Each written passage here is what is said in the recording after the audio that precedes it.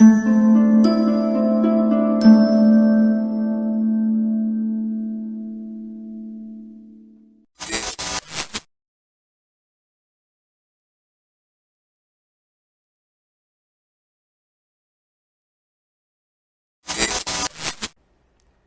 face a crisis unlike any other. To overcome it, we must unite. So the fight continues to resolve the COVID-19 crisis. And even as those efforts continue, a group of world leaders are coming together to try to stop any future pandemic. More than 20 of them are calling for an international pandemic treaty. The world cannot afford to wait until the pandemic is over to start planning for the next one. We must not allow the memories of this crisis to fade and go back to business as usual. It has taught us one brutal lesson. No country, no continent can defeat a pandemic alone. It requires a global approach, the us rather than the me, and a collective commitment at the highest political level. The next pandemic is not a question of if, but when. So we must be ready, and we have no time to waste. If you want to get back to your favorite places and feel confident they have put your health and safety first, look for the Well Health Safety Seal. Look for the Well Health Safety Seal. Look for the Well Health Safety Seal. You'll see it at schools, offices, banks, childcare centers, all the places we go. The Well Health Safety Seal means that we'll feel better going into restaurants, theaters, stores, hotels, stadiums, and all the places that we love. So look for the Well Health Safety Seal outside and feel more confident going inside. It's a rating, it's the Well Health and Safety rating that shows the aspects of a workplace environment in response to COVID that is both healthy and safe to returning tenants. Our tenants are able to essentially leave their vehicle in the parking lot and get into their space without touching a surface. We want to make sure that our tenants feel safe coming back to the office. We feel confident in what we've done at this building and across the commercial buildings in Chicago. Normal temperature, normal temperature.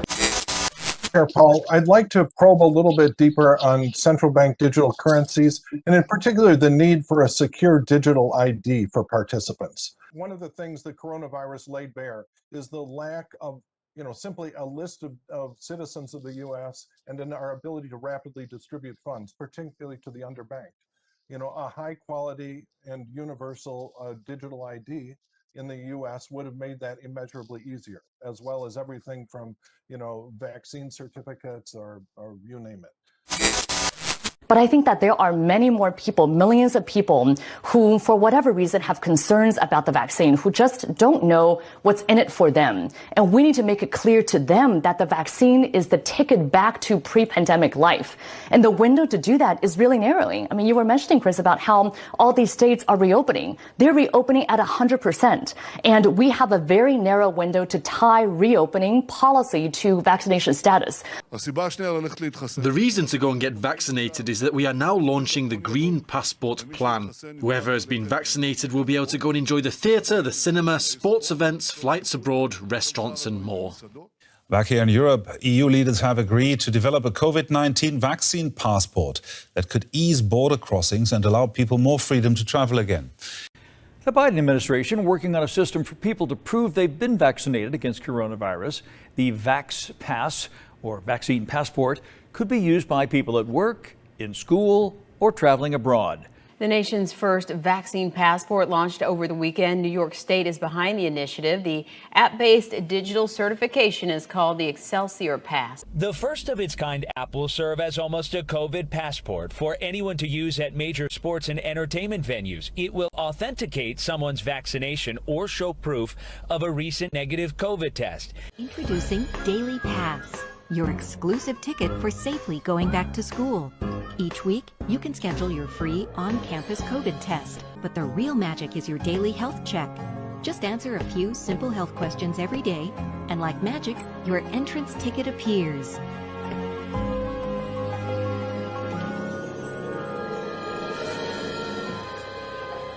Welcome back.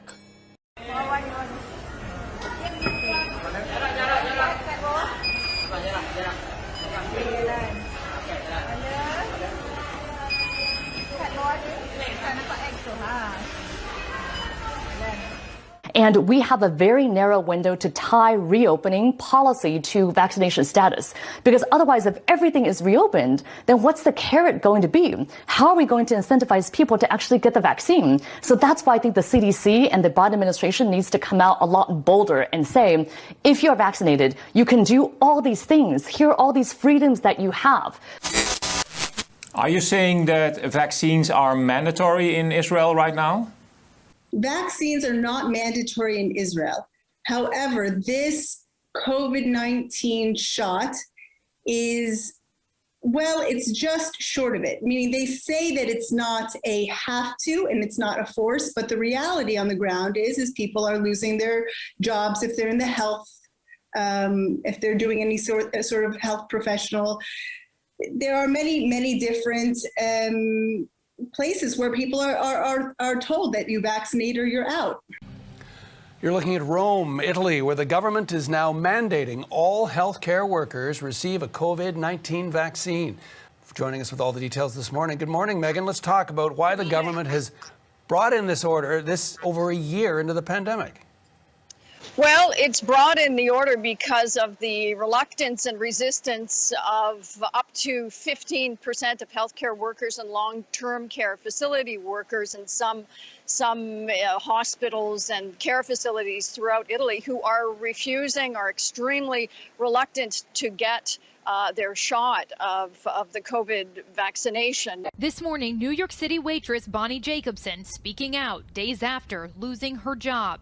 The events of the last few days, it's been a roller coaster. The 34-year-old says she was fired after telling her employer she and her husband are considering starting a family, and she had hesitations about getting the COVID-19 vaccine. The restaurant, Red Hook Tavern, sent out an email requiring all staff to get vaccinated now that they're eligible in New York. When she pushed back, she says she received an email terminating her employment. Each day, Alex packs a clean uniform, ready to take to work. But soon, there'll be something else he'll have to carry with him. His care company wants all staff to have immunity, so they've given him 1 month to take a vaccine or lose his vocation. If you're someone who's chosen not to have the vaccine, from the 23rd of April, no one will be rostered for shifts unless they're exempted. When we know that these individuals are at risk to our vulnerable residents, we've got to make a choice. Alex, for example, he chooses not to have the vaccination, which is his right, but we choose to say we find that exponential risk unacceptable. We've been through a lot this past year, and with more and more people getting vaccinated each day, we are starting to turn a corner. And as more Americans are vaccinated, a growing body of evidence now tells us that there are some activities that fully vaccinated people can resume at low risk to themselves. The CDC issued new guidance Monday. Fully vaccinated people can spend time together indoors in private settings without masks or social distancing. The Miami Heat paving the way again for at least the short-term future of large events. The team is setting aside a part of the arena only for vaccinated fans. Starting with next Thursday's game, 2 sections will be reserved for people who can prove they've been fully vaccinated. Well, I'll tell you, a lot of folks said that they thought that this change in the CDC guidelines would encourage more people to book travel, but it might also encourage a lot more people to book a COVID vaccine. Some folks say that maybe that is the incentive that some folks with hesitancy were looking for. Israelis refusing to get a coronavirus jab may soon find their names being given to the authorities. At least that's what the Israeli Prime Minister has suggested, raising concerns over possible privacy violations and discrimination. As Spain marks a grim milestone of 50,000 deaths from the coronavirus, the government has announced new measures. It plans to create a registry to track those who refuse to be vaccinated. Officials say data from the registry won't be made public, but it will be shared with other EU member states. Now, the proposal to share the names of unvaccinated people with authorities has raised concerns, understandably over privacy violations and possible discrimination. It's been met with a mixed reaction among Israelis. I think that the idea of a green passport is nothing short of a medical apartheid.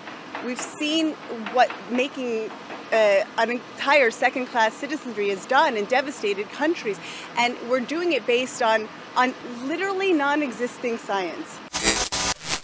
This is literally the end of human liberty in the West if this plan unfolds as planned. Vaccine passport sounds like a fine thing if you don't understand what those platforms can do. I'm CEO of a tech company. I understand what this platform does. It's not about the vaccine. It's not about the virus. It's about your data. And once this rolls out, you don't have a choice about being part of the system. But what we see here in New York City and other cities around the U.S. is a movement to expand a very different technology, a type of vaccine passport that wouldn't be used when you fly internationally, but used when you go to work, go to school, even go to the local grocery store.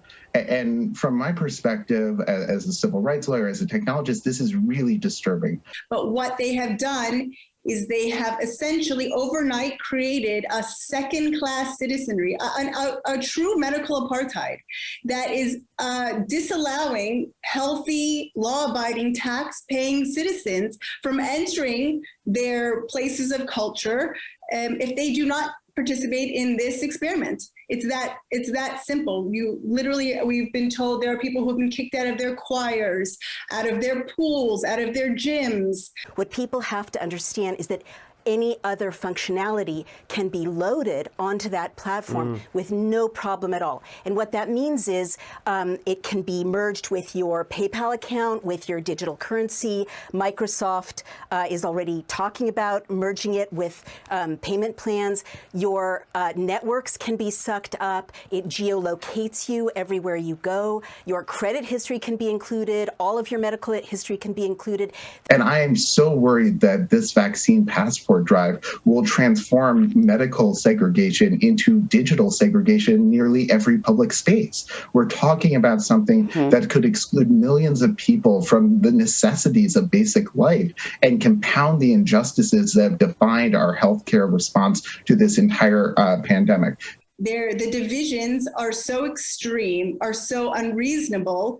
And I think that even people who have signed up and taken this injection are starting to see that. I cannot stress enough that it has the power to turn off your life or to turn on your life, to let you engage in society or be marginalized. And by the way, the last thing I'll say, IBM has a horrible history with Nazi Germany. Its subsidiary created a kind of precursor of this with punch cards that allowed the Nazis to keep lists of, again, a two-tiered society, Aryan and Jew, in such a way that they could round up Jews, round up dissidents, round up opposition leaders very, very quickly. It's catastrophic.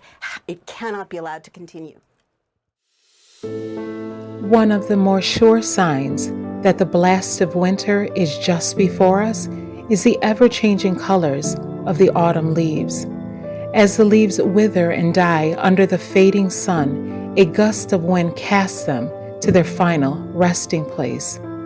Faithfully and often imperceptibly, the first signs of the impending storm approaches.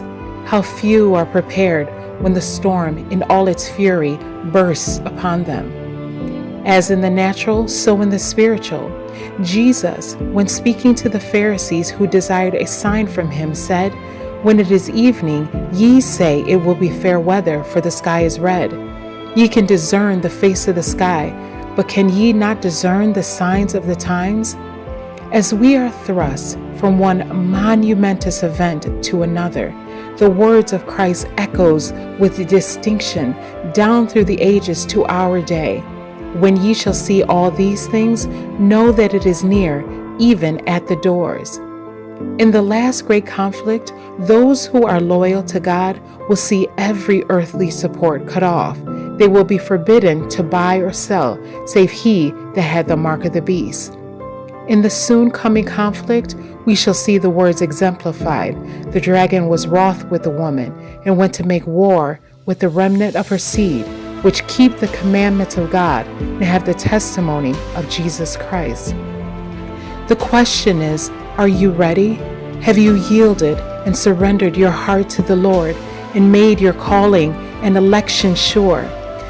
Only those who have found refuge in Christ will find shelter in the coming storm. The Bible says, "Today, if you will hear his voice, harden not your hearts." The day will come when the door of mercy will be shut forever, when mercy will cease to plead on the behalf of sinners. Too late will they desire to give their lives to Christ. Too late they will hear the fearful words, "Depart from me, ye that work iniquity."